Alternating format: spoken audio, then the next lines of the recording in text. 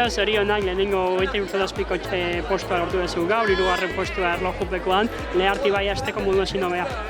Bai, eskerrik asko, azkenean oso erlojupeko motza izan da, oso korapilatsua, baina, dana eman dugu eta oso atera da azkenean, eta bihar mantendu aldugun postua.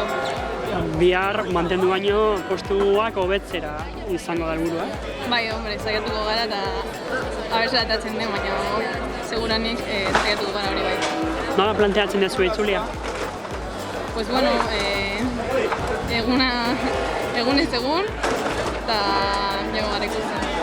Uste duzu zailkapen nagusiko garaipena batik liatu ezakezula oso ondo geratu zara segundoengatik, aurrean dituzun biak ez dira bereziki igotzaileak eta itzulenetan asko igo behar da. Bai, nik uste dute aukera asko daukadala eta azkenean igoera asko daude eta niri ondo ematen zaizkit, ikusiko dugu. Sortean.